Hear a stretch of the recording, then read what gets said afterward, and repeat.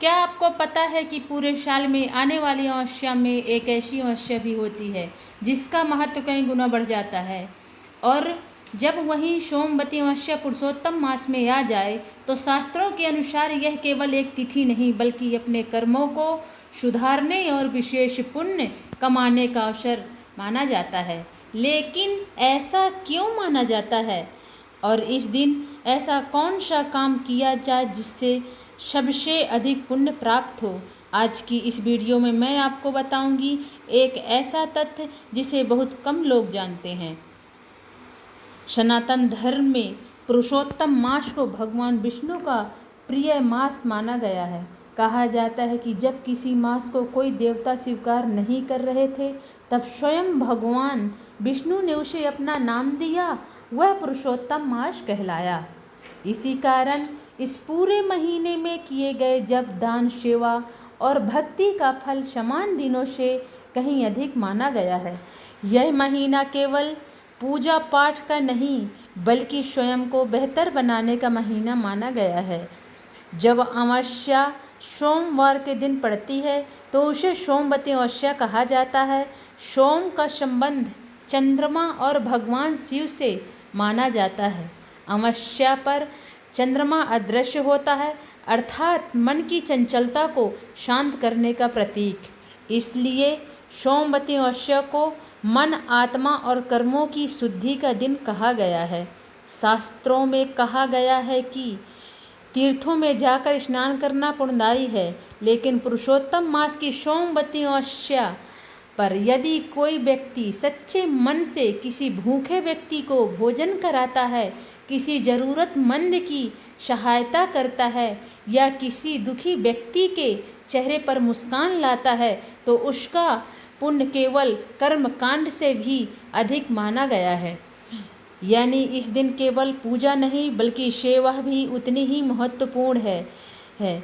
अगर आप सच में इस दिन का लाभ लेना चाहते हैं तो इन 5 कार्यों को अवश्य करें।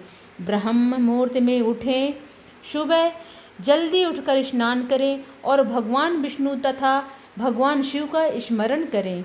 तुलसी और विष्णु पूजा करें। भगवान विष्णु को पीले फूल अर्पित करें और तुलसी के पास दीपक जलाएं। एक भूखे व्यक्ति को भोजन कराएं। यह सबसे सरल और सबसे प्रभावपूर्ण कार्य माना गया है। पीपल वृक्ष की सेवा। पीपल को जल अर्पित करें और उसकी परिक्रमा करें।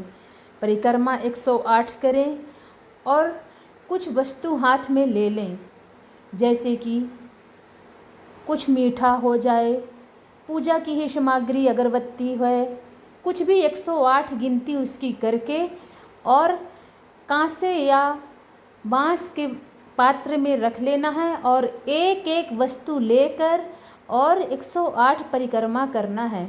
अगर आपके पास कुछ वस्तुओं की व्यवस्था नहीं हो पा रही है तो आप 108 फूल गिनती करके ले सकती हैं और उसकी ही गिनती करके एक एक परिक्रमा कर सकती हैं। सोमवती अमावस्या के दिन पीपल वृक्ष की परिक्रमा करने का बहुत बड़ा महत्व माना गया है। जो सुबह ब्रह्म मुहूर्त में उठ करके स्नान करता है और पीपल वृक्ष की 108 परिक्रमा करता है, उसे हर कष्टों से और उसकी सारी मनोकामनाएं पूर्ण होती हैं। तो आप पीपल की परिक्रमा अवश्य करें। पीपल को जल अर्पित करें और उसकी परिक्रमा 108 करना ही है। एक बुरी आदत छोड़ने का संकल्प लें। यह उपाय सबसे दुर्लभ और सबसे शक्तिशाली माना जाता है। इस दिन लिया गया सकारात्मक संकल्प पूरे जीवन को बदल सकता है। क्या नहीं करना चाहिए? किसी का अपमान नहीं करना चाहिए, झूठ और धोखे से बचना चाहिए, क्रोध और कटुवाणी से दूर रहना चाहिए, भोजन की बर्बादी नहीं करनी चाहिए, ज़रूरतमंद को खाली हाथ नहीं लौटाना चाहिए। सबसे महत्वपूर्ण संदेश दोस्तों, आपके लिए सबसे महत्वपूर्ण बात है कि इस दिन भगवान यह नहीं देखते हैं कि अपने कितने दीपक जलाए हैं, आपने पूजा में क्या सामग्री रखी और क्या छोड़ दिए हैं। वो परमात्मा है, सबके आत्मा को देखते हैं। हैं। इस दिन ये देखते हैं कि आपने कितने दिलों में रोशनी पहुंचाई। किसी भूखे को भोजन देना, किसी दुखी को सहारा देना और अपने भीतर की बुराइयों को समाप्त करना, यही इस दिन का सबसे बड़ा पुण्य माना गया है।